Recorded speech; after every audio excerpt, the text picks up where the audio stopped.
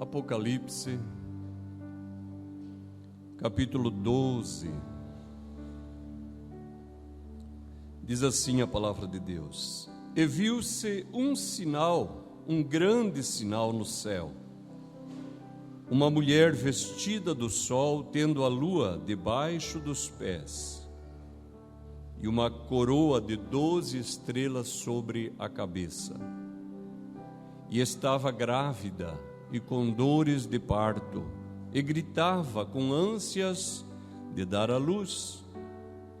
E viu-se outro sinal no céu, e eis que era um grande dragão vermelho, que tinha 7 cabeças e 10 chifres, e sobre as cabeças 7 diademas. E a sua cauda levou após si a terça parte das estrelas do céu, e lançou-as sobre a terra. E o dragão parou diante da mulher que havia de dar à luz, para que, dando ela à luz, lhe tragasse o filho. E deu à luz um filho, um varão, que há de reger todas as nações com vara de ferro. E o seu filho foi arrebatado para Deus e para o seu trono. E a mulher fugiu para o deserto, onde já tinha lugar preparado por Deus para que ali fosse alimentada durante 1260 dias. Amém. Estamos, Senhor, outra vez diante de Ti, diante da Tua palavra, diante da Tua igreja. Pedimos que a Tua presença permaneça e aumente entre nós. Dá-nos a graça, Senhor, de ter conosco o Teu Espírito Santo, revelando, dando conhecimento, iluminando os nossos sentidos, para que o propósito da Tua palavra se cumpra na nossa vida. Oramos assim para o nosso bem, para o bem desta igreja e para a glória e o louvor de Cristo Jesus. Amém e amém. Queridos irmãos, quando nós estudamos Apocalipse, aqueles que já tiveram desejo de estudar, ou que já pesquisaram nas redes sociais, devem ter observado que há muitas interpretações, são feitas diferentes leituras do mesmo texto. Então veja uma coisa, queridos irmãos, há muitas interpretações, mas a igreja tem que ter a seguinte sabedoria: sendo a Bíblia a palavra de Deus, inspirada pelo Espírito Santo, e havendo muitas interpretações diferentes, não é possível que estejam todas certas. Os irmãos compreendem o que eu digo?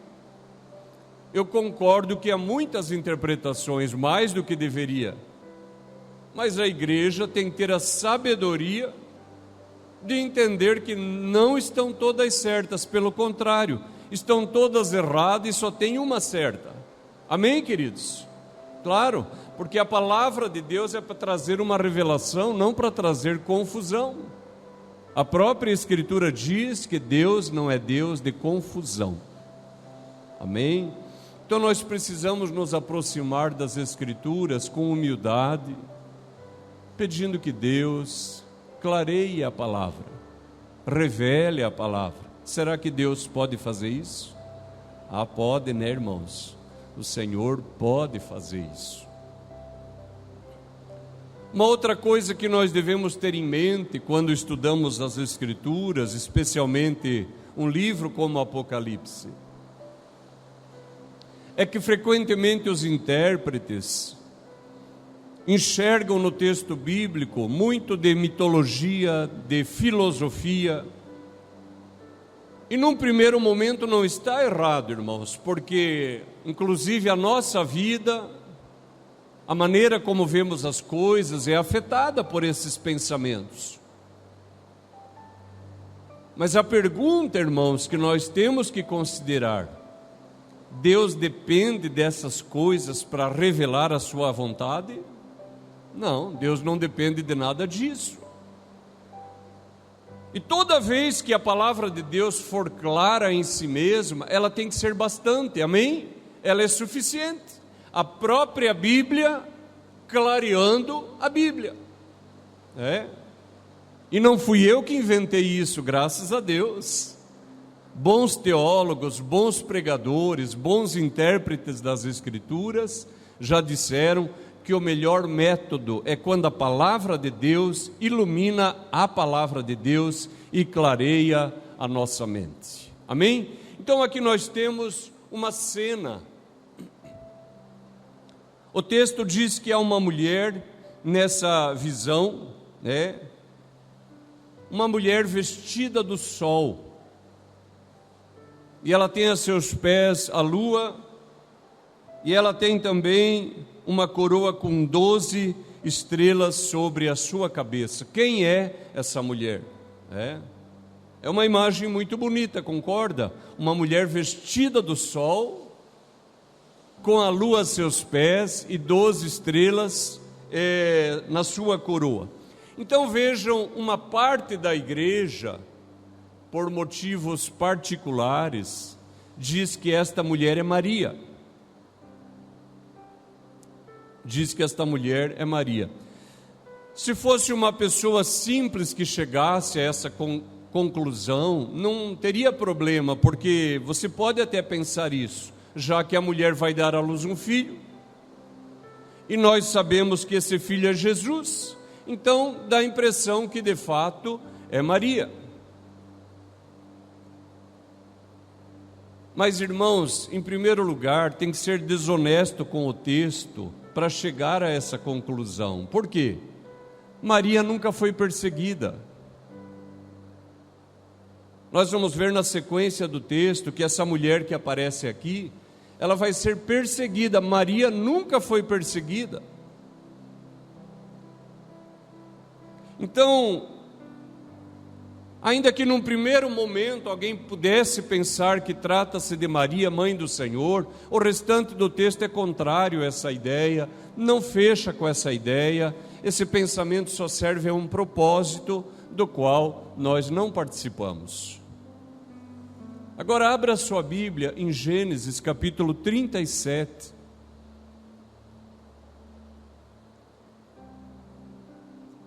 Gênesis capítulo 37, diz assim o versículo 9: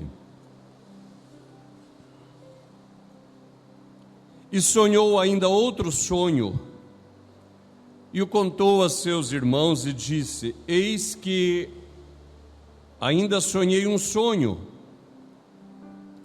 e eis que o sol e a lua e 11 estrelas se inclinavam a mim.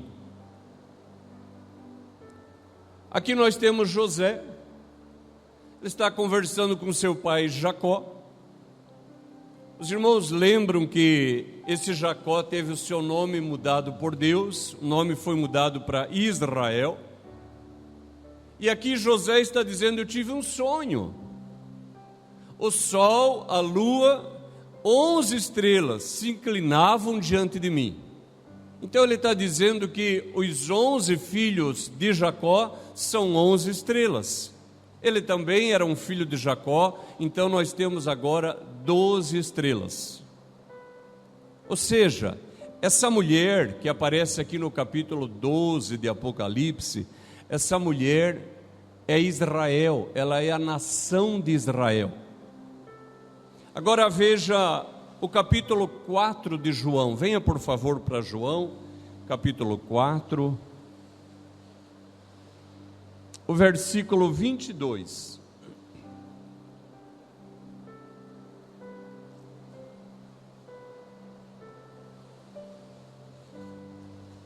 João capítulo 4, o versículo 22, é o Senhor Jesus quem está falando com a mulher samaritana, e no meio da fala ele diz assim: vós adorais o que não sabeis,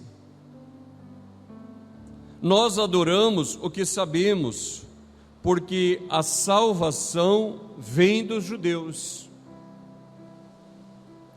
Guarde aí por enquanto.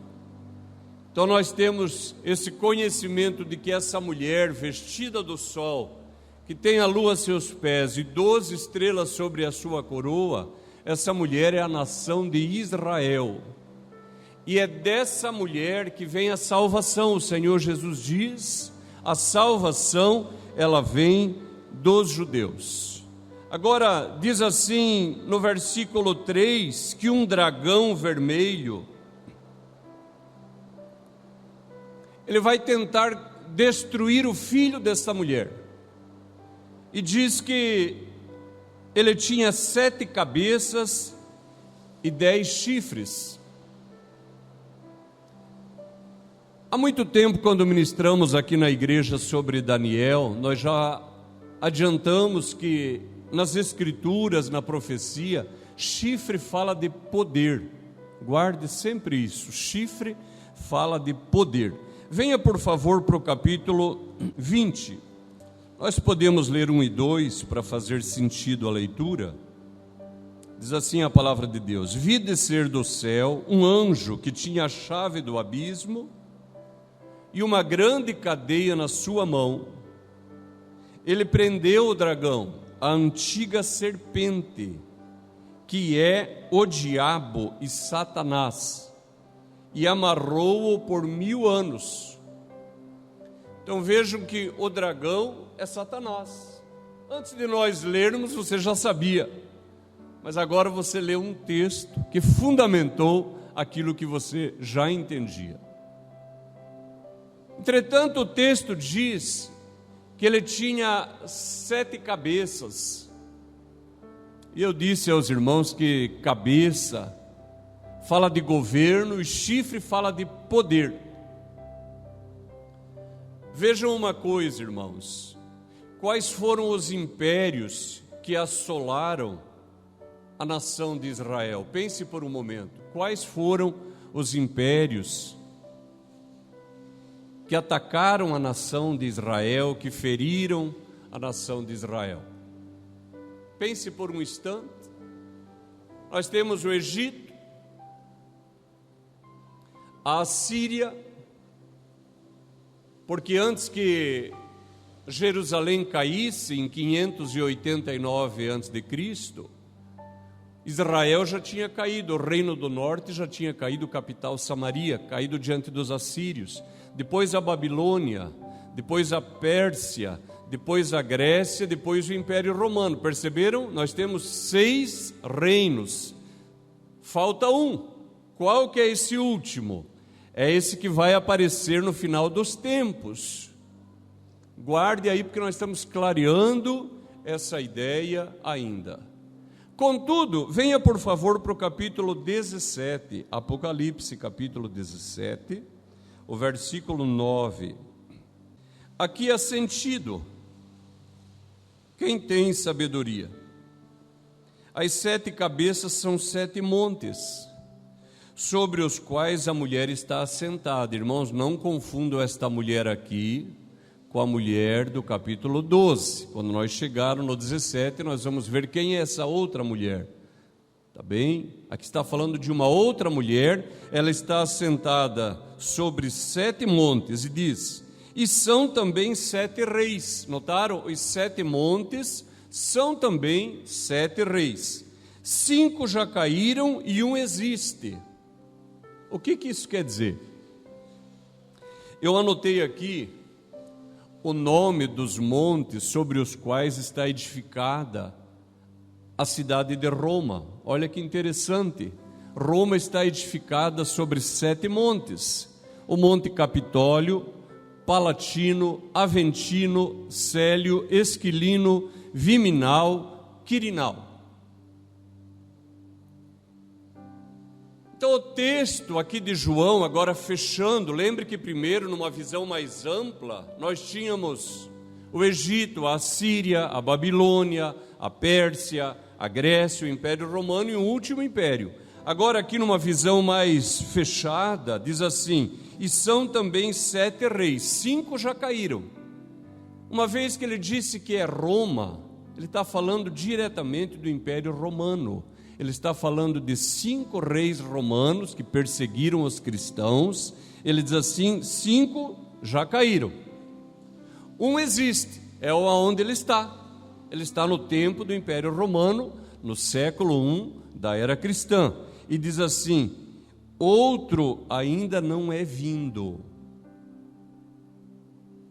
e quando vier, convém que dure um pouco de tempo. Eu tenho chamado a atenção dos irmãos desde o início de Apocalipse. A profecia, ela tem um cumprimento histórico. Várias vezes nós vimos acontecer isso. Isso se chama de cumprimento proléptico. Essa palavra proléptico ou prolepse, ela não é só da teologia, nem é só destinada à Bíblia, ela está dentro do nosso português, nós é que não usamos ela. Essa palavra indica um acontecimento que está antecipado, e eu vou explicar para a igreja. Quantos creem que Enoque foi arrebatado e já está com o Senhor? Notaram?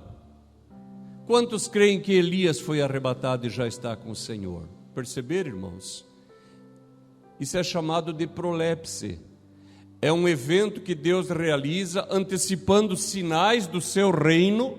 Ele antecipou. Não é o tempo de ser arrebatado, mas ele arrebatou Enoque, arrebatou Elias, para que os crentes aprendam: Deus é poderoso e Ele vai cumprir a sua palavra. Aleluia! Alguém já viu uma pessoa ser curada?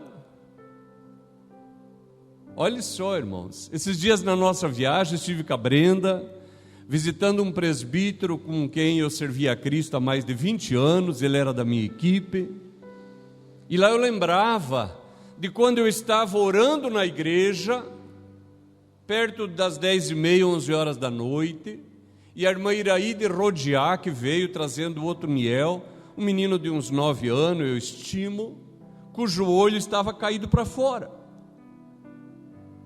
E ela veio e disse: irmão, quero que ore pelo menino, porque o olho caiu fora. Eu não sei como isso se chama, nunca vi, não sei. Foi a única vez que eu vi. Irmãos, era o meu começo como obreiro. Já pensou? A minha primeira prova de fogo. Obreiro novinho, magrinho ainda, pouca experiência. Aparece uma mulher logo na largada com uma dessa aí. Eu orei pelo menino, pelo Otoniel. Orei com fé, com amor, porque eu também já tinha criança.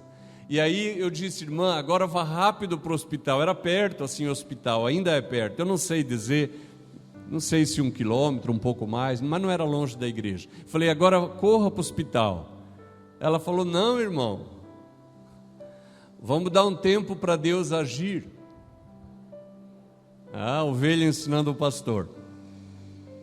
Ela tinha mais fé do que eu, irmão. Ela, que era a mãe da criança, que tinha que estar mais aflita, estava mais confiada no Senhor. Não, irmão, vamos dar um tempo para Deus agir. Aí, como ela não ia embora mesmo, ficamos ali orando. Ela era bem pentecostal, começou a falar língua, eu também, começamos a nos alegrar. O olho foi voltando, voltou sozinho. Eu vi isso, irmãos, eu vi. Mas a pergunta que subjaz a essa: todos são curados? Não, não são todos curados. Por que Deus cura alguns? Porque há uma promessa linda, irmãos, de que um dia nós seremos todos curados. E a igreja olha aqui, olha ali, ela sabe: Deus é poderoso, Ele está antecipando sinais do seu reino. Que nesta noite o Senhor antecipe sinais do seu reino aqui, aleluia, glórias a Deus. Amém até aqui, irmãos? Estamos caminhando juntos? Isso é prolepse, é quando um evento do futuro é adiantado, ele é antecipado. Então, irmãos, na profecia escatológica, aquela profecia que trata das doutrinas do tempo do fim, nós podemos, ao longo da história, ver um cumprimento primeiro daquela profecia, mas não significa que ela se extinguiu. ela ainda vai ter um melhor e maior cumprimento no escatom de Deus. Os irmãos entenderam agora? Estamos todos juntos?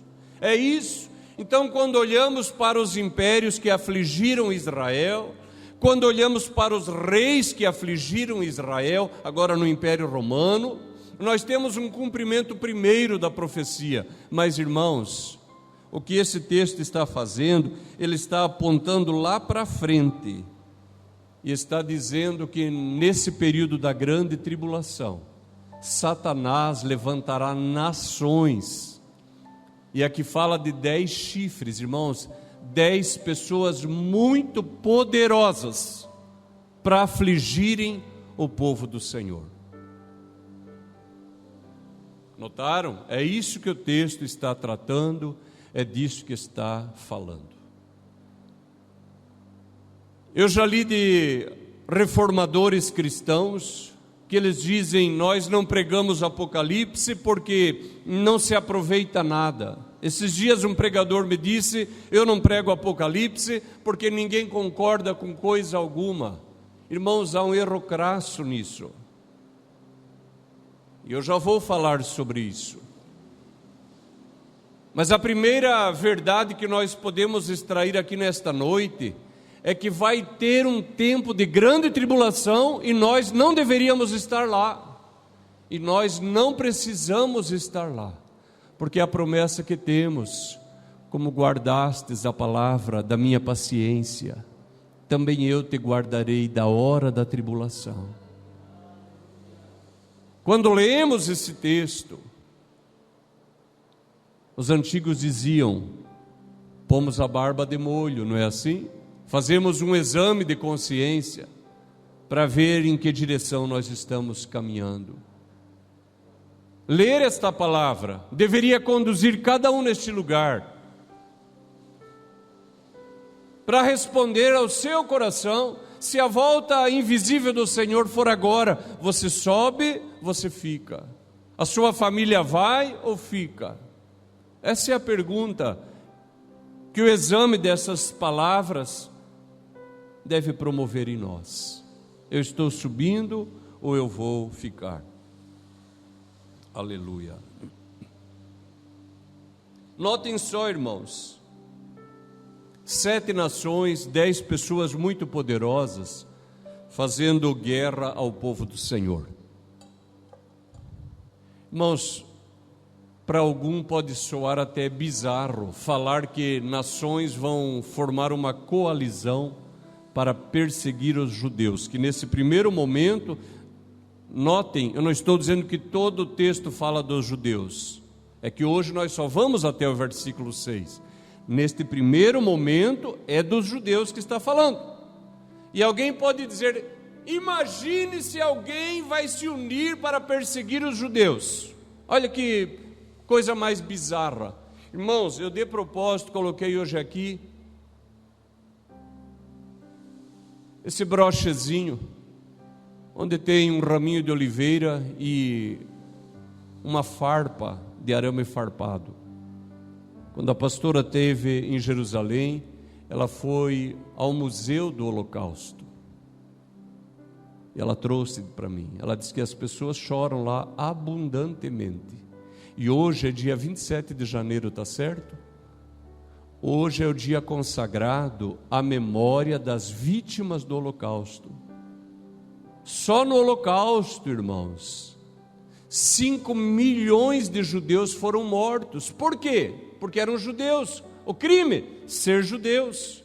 É como você pensar 10 cidades de Londrina em números redondos, a grosso modo, 10 cidades do tamanho de Londrina, encaminhar tudo para o paredão, para as valas comuns, para as câmaras de gás e mata todo mundo. Foi isso que fizeram. E vai piorar ainda. Agora diz assim no versículo 2 que ela estava grávida, com dores de parto, gritava com ânsias de dar à luz. E deu à luz um filho varão, que há de reger todas as nações com vara de ferro, e o seu filho foi arrebatado para Deus e para o seu trono. Nós sabemos que esse filho é o Senhor, mas nós queremos ler, porque isso vai ajudar você a criar raiz na palavra. Venha comigo para Gênesis capítulo 49. Diz assim o versículo 8: Judá, a ti te louvarão os teus irmãos. Jesus é de que tribo? Judá. Judá, a ti te louvarão os teus irmãos. A tua mão será sobre o pescoço de seus inimigos. Está vendo aqui a vara de ferro? Tem muita gente que fala de Jesus só é bonzinho, bonzinho, é amor, é amor. Eles não leem a palavra. Eles repetem o que ouvem. Olha só. A tua mão será sobre o pescoço de seus inimigos. Os filhos de teu pai a ti se inclinarão. Judá é um leãozinho. Da presa subiste, filho meu. Encurva-se, deita-se como leão, e como leão velho, quem o despertará? Notaram o poder? Quem vai mexer com ele? E agora, o cetro não se arredará de Judá, nem o legislador dentre seus pés, até que venha Siló, e a ele se congregarão os povos. Sobre Siló eu já disse na última semana, que estudando a peregrinação do povo de Israel no deserto, nas suas jornadas, nos seus acampamentos, quando a glória, a nuvem da glória se movia, o acampamento levantava e eles se moviam. Quando parava, Israel parava durante 40 anos, até que o acampamento é montado pela última vez em Siló, Josué capítulo 18. Significa o quê? Chegamos em casa.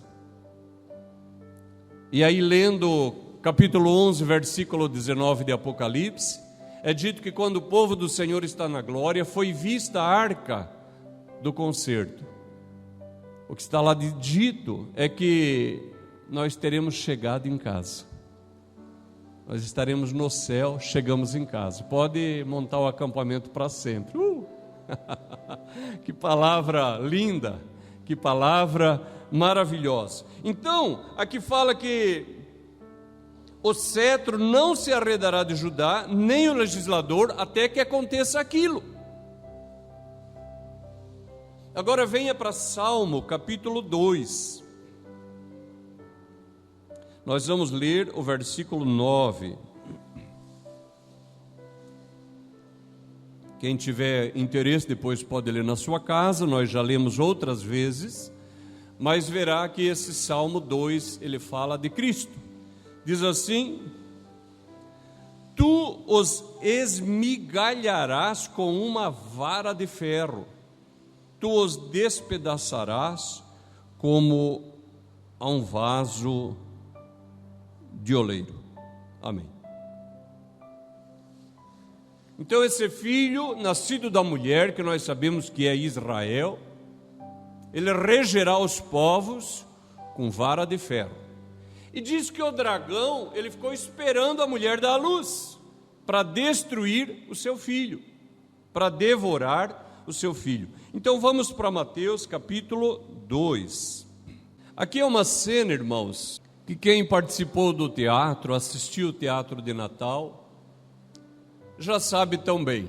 É por isso que nem preguei no teatro, ou melhor, nem preguei na noite de Natal, não precisava. Pregação maravilhosa, os jovens fizeram aqui com o teatro. Então eu vou ler para relembrar, diz assim: Então Herodes, vendo que tinha sido iludido pelos magos, que é o Henrique, irritou-se muito e mandou matar todos os meninos que havia em Belém e em todos os seus contornos, de 2 anos para baixo, segundo o tempo que diligentemente inquirira dos magos. Notaram? No versículo 13, o anjo do Senhor aparece para José e diz: Levanta-te, toma o menino em sua mão e foge para o Egito. E demora-te lá até que eu te diga, porque Herodes há de procurar o menino para o matar. Irmãos, no plano natural, Herodes. No plano espiritual, o dragão, que é a antiga serpente, Satanás, tentando destruir o menino. A leitura diz também, no versículo 5, o seu filho foi arrebatado para Deus e para o seu trono. Então nós vamos ler Atos, capítulo 1, versículo 9. Diz assim, Atos 1:8, mas recebereis a virtude do Espírito, o Espírito Santo que há de vir sobre vós, e ser-me-eis testemunhas, tanto em Jerusalém como em toda a Judéia e Samaria e até os confins da terra. Versículo 9, e quando dizia isto, vendo-o eles, foi elevado às alturas, e uma nuvem o recebeu, ocultando-o a seus olhos. E ainda 1 Pedro, lá no finalzinho da Bíblia, capítulo 3, o versículo 22, vinha discorrendo sobre Cristo, e aí no versículo 22 diz assim, o qual está à destra de Deus, tendo subido ao céu, havendo-se-lhe sujeitado os anjos e as autoridades e as potências. Amém? Então todo o texto deixa bem claro que o Filho é Cristo, e você quando leu já sabia que era Cristo, mas agora nós fundamentamos esse saber. Volte por favor para Apocalipse capítulo 12, para nós relembrar o que diz o verso 4. É uma leitura terrível, diz assim, a sua cauda, a cauda do dragão, levou após si a terça parte das estrelas do céu e lançou-as sobre a terra. Irmãos, Deus não criou Satanás, Deus não criou o diabo, Ele criou Lúcifer. Irmãos, Lúcifer é um nome muito bonito. Etimologicamente, você poderia colocar no seu filho esse nome. Como se chama o menino? Lúcifer. Porque o nome é lindo, significa aquele que conduz a luz, ou o portador da luz. Não é um nome maravilhoso? Mas agora não é mais possível, porque ele está contaminado, o nome foi pervertido. Mas no início não era assim. Então venha por favor para Isaías capítulo 14. Aqui eu quero que a igreja me suporte um instante para eu chamar a atenção outra vez para o seguinte. Se você for ler esse texto e o seguinte que nós leremos em Ezequiel, você vai ver que ele tem um indicador histórico. Mas se você prestar atenção no que é dito, você verá que nem o ser humano consegue ser essa pessoa. Então diz assim, capítulo 14, o versículo 8: o inferno desde o profundo se turbou por ti, para te sair ao encontro na tua vinda. Despertou por ti os mortos e todos os príncipes da terra, e fez levantar do seu trono a todos os reis das nações. Estes todos te responderão e te dirão: tu também adoeceste como nós, e foste semelhante a nós. Já foi derribada no inferno a tua soberba, com o som dos teus alaúdes. Quando você se perguntar por que existe música mundana tão linda, é que Satanás entendia de música. Os bichinhos debaixo de ti se estenderão e os bichos te cobrirão. Agora veja, como caíste do céu, ó estrela da manhã. Esse nome não é um título de Cristo no Novo Testamento? Até aqui era um título de Lúcifer. Como caíste do céu, ó estrela da manhã, filha da alva, como foste lançado por terra, Tu que debilitavas as nações, e tu dizias no teu coração: eu subirei ao céu, e acima das estrelas de Deus exaltarei o meu trono, e no monte da congregação me assentarei da banda dos lados do norte. Notem que norte, chifre, são todas palavras que indicam poder.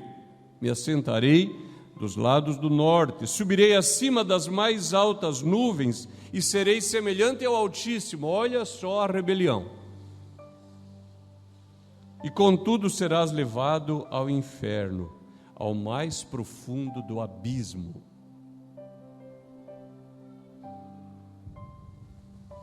Agora vamos para Ezequiel capítulo 28. Diz assim o versículo 12: Filho do homem, levanta uma lamentação sobre o rei de Tiro e diz-lhe: assim diz o Senhor Jeová: tu és o aferidor da medida, cheio de sabedoria e perfeito em formosura. Então aqui, se nós for olhar superficialmente, está falando do rei de Tiro, mas se você prestar atenção, verá que o rei de Tiro não comporta toda essa descrição. Diz assim, versículo 13: estavas no Éden. O rei de Tiro estava lá? Estavas no Éden, jardim de Deus, toda pedra preciosa era a tua cobertura, a sardônia, o topázio, o diamante, a turquesa, o ônix, o jaspe, a safira, o carbúnculo, a esmeralda e o ouro. A obra dos teus tambores, dos teus pífaros estavam em ti. Viu de novo a música aqui? No dia em que foste criado, foram preparados. Ele foi criado para glória, para louvor, para adoração. Tu eras querubim ungido para proteger, e te estabeleci. No monte santo de Deus estavas. No meio das pedras afogueadas andavas. Perfeito era nos teus caminhos desde o dia em que foste criado. Veja que ele foi criado. Ele não é um ser divino. Ele foi criado. Até que se achou iniquidade em ti. Na multiplicação do teu comércio se encheu o teu interior de violência. E pecaste, pelo que te lançarei fora, profanado, fora do monte de Deus. E te farei perecer, ó querubim protetor, entre pedras afogueadas. Os irmãos perceberam? Lúcifer, portador de luz, era perfeito, querubim ungido, para glória, para louvor, para adoração. Mas o coração se exaltou, e o Senhor disse: eu vou te lançar fora, profanado. E agora aqui em 12:4 diz que a sua cauda levou após si a terça parte das estrelas do céu. O que isso significa? Que na sua queda Lúcifer levou consigo 1/3 dos anjos, que agora são o que chamamos de demônios. Concorda que é muito demônio? Irmãos, eles só não são mais eficazes porque entre eles mesmos contendem. Não há paz, não há harmonia, não há alegria. Essas virtudes não estão presentes. Estão presentes os vícios, a inveja, a contenda, a difamação. E mais que tudo, estão separados do nosso Deus e do seu Cristo. Para sempre separados. Mas é muito demônio. Por isso, irmãos, Satanás, ele não é onisciente, ele não é onipresente. Hoje ainda mostrava para a pastora um livro de teologia, dizendo que Satanás entra na nossa mente. Não entra na nossa mente. A Escritura diz que nós temos a mente de Cristo. Olha os opostos, um teólogo dizendo que Satanás entra na nossa mente, a palavra dizendo que nós temos a mente de Cristo. Eu vou ficar com a palavra de Deus outra vez. Repito, Satanás não é onisciente, não é onipresente, mas ele está em muitos lugares, porque é muito demônio. Aonde você quiser tem, e aonde você não quiser tem também. Por isso a exortação da palavra de Deus: vigiai, o diabo anda ao vosso derredor, buscando a quem possa tragar. Aqui ele tentou devorar o filho, mas nós vamos ver que esse propósito dele não está limitado. Então, nesses 6 versículos, irmãos, o que nós temos é o dragão, a antiga serpente, fazendo guerra contra os judeus. E venha, por favor, para Atos, capítulo 18, versículo 1 e 2. Depois disto, partiu Paulo de Atenas e chegou a Corinto. E achando um certo judeu, por nome Áquila, natural do Ponto, que havia pouco tinha vindo da Itália, e Priscila, sua mulher, pois Cláudio tinha mandado que todos os judeus saíssem de Roma, se ajuntou com eles. Os irmãos observaram? Mandou que todos os judeus, não é criminoso, não é os ladrões, isso não interessa. Quem tem que sair são os judeus. Eu falei sobre o nazismo, a sua perseguição aos judeus. Esses dias estava assistindo uma série sobre os czares, que eram os Césares da Rússia. O último Nicolau também perseguindo os judeus, a ponto de um dos generais se indispor contra o imperador e dizer: mas o que esse povo fez? E talvez nem Nicolau saberia explicar, não sabe, não percebe que o dragão, a antiga serpente, está insuflando, está movendo, agindo para cumprir o seu propósito, que é tentar destruir o povo do Senhor. E aí se cumpre o que já lemos no Salmo 2. Os reis da terra, eles se mancomunaram, eles se uniram contra o Senhor, contra o seu ungido e contra o seu povo. Mas aqui, irmãos, há uma palavra maravilhosa. O texto diz assim, volte por favor para Apocalipse 12, diz assim o versículo 6. A mulher fugiu para o deserto, onde já tinha lugar preparado por Deus para que fosse alimentada durante 1260 dias. Nós já vimos que ao longo do livro da Revelação, às vezes aparece 42 meses, às vezes aparece 1260 dias, às vezes aparece tempos e metade de tempo, ou seja, sempre está referindo a 3 anos e meio.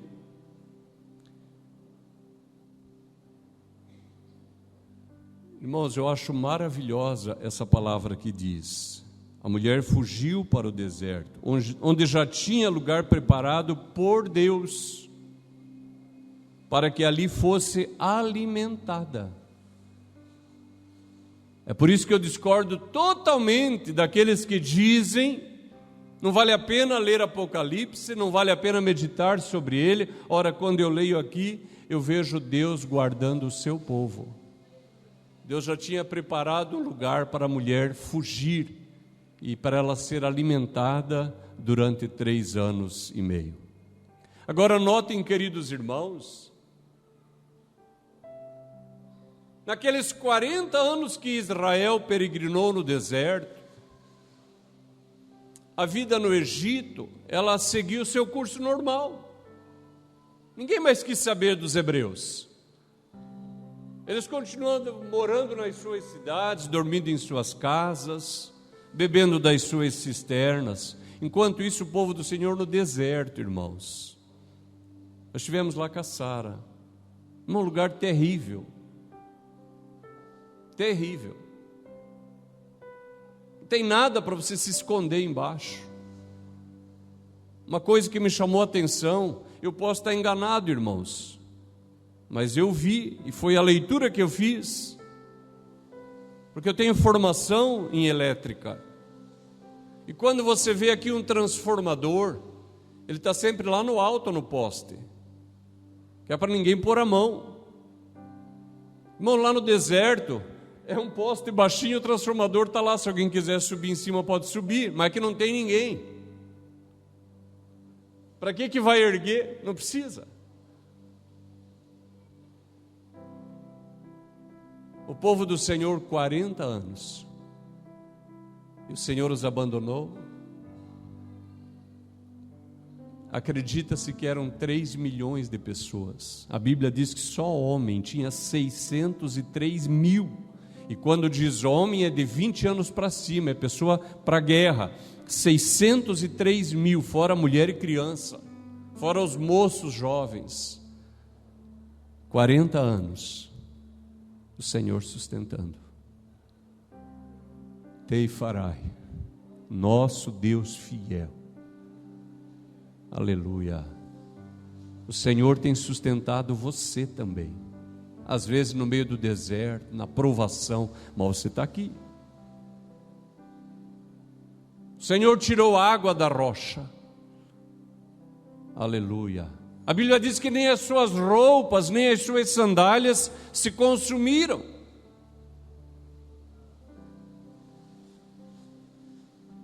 Já pensou? Existe calçado bom, irmão. Eu estou usando um calçado aqui que era de uma pessoa que eu nem sei de quem era. A irmã Meire ganhou do patrão dela, me deu. É um bom calçado, mas uma hora ele vai se acabar. Eu não estou andando no deserto. Agora imagina no deserto 40 anos. As pernas não incharam. Deus estava lá. Deus está aqui. Está poderoso aqui, irmãos. Por causa da sua palavra, porque você veio para encontrá-lo. Aleluia. 3 anos e meio, o Senhor preparou um lugar no deserto. Os irmãos lembram quanto tempo foi a seca em Israel nos dias de Elias?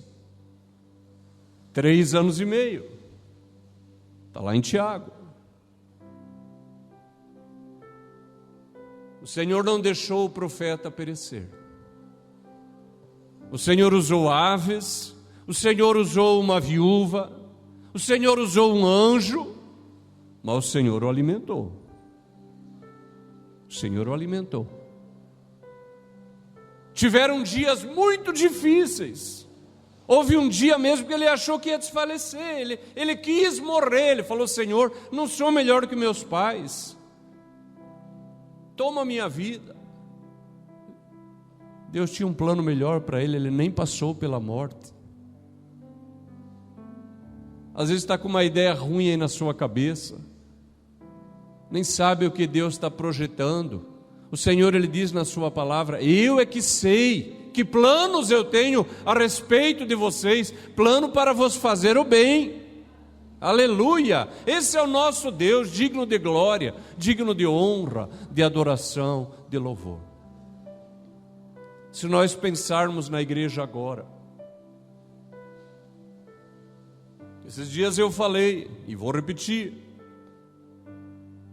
o crente que é ainda criança na fé, que é imaturo, e quando eu digo isso, não se ofenda, graças a Deus pelos crentes imaturos, significa que a igreja está crescendo.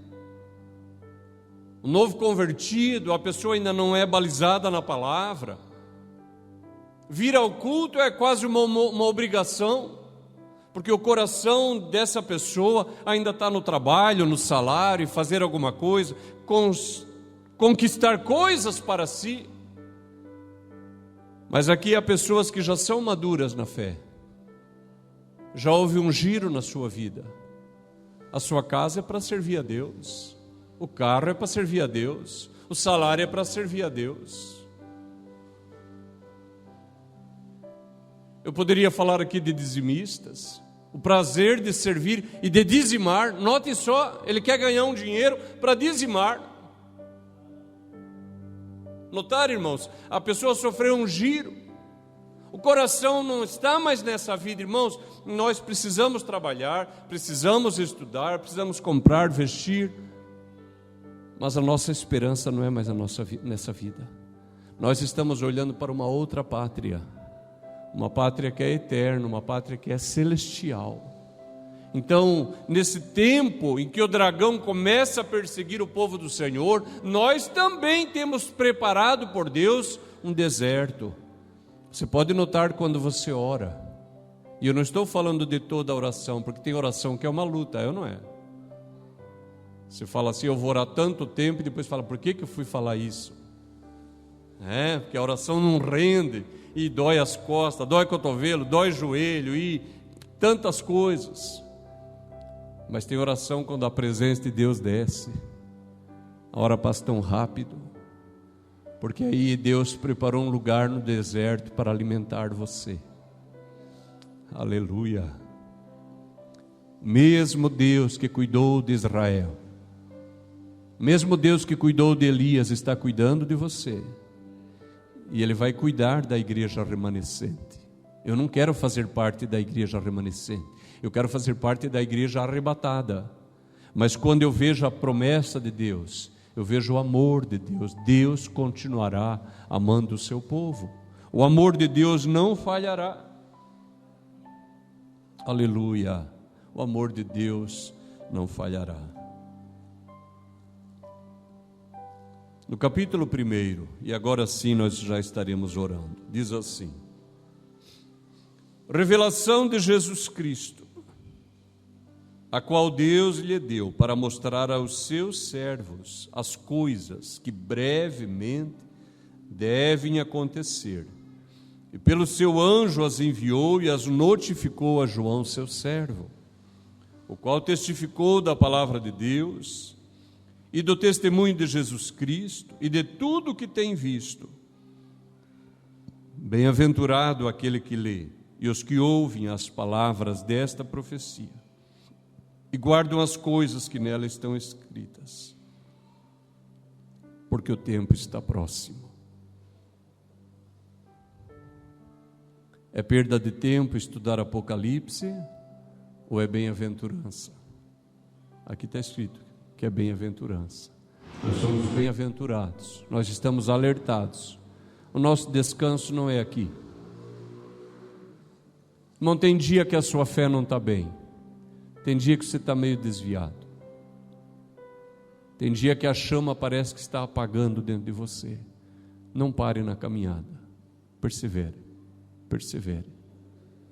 Aleluia. Quando estudarmos o restante desse capítulo, você vai ver. A perseverança, ela é fundamental para a sua salvação. Continue vindo, continue lendo, continue orando.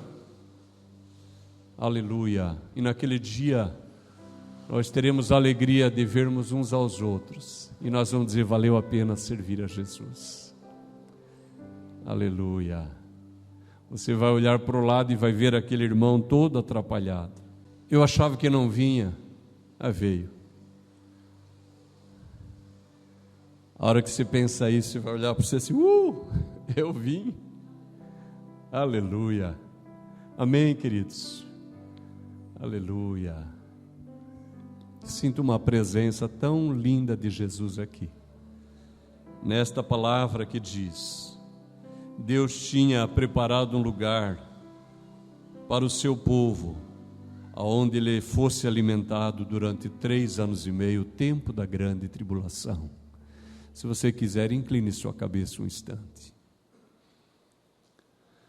Adoramos o teu nome porque é maravilhoso. Te adoramos pela tua palavra, porque ela é doce como mel. Nós te bendizemos pela certeza da salvação. E nós te bendizemos, Senhor, pela esperança que não desaponta. Ó Deus, a promessa de que o Senhor está cuidando de nós e que nos cuidará ainda. Ó Deus, alimente-nos mesmo. Queremos ser alimentados por Ti. Assim como o Senhor sustentou o povo no deserto.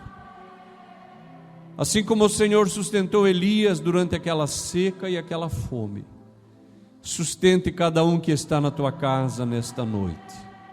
Aqueles que estão acompanhando pela internet e aqueles que ainda ouvirão esta palavra.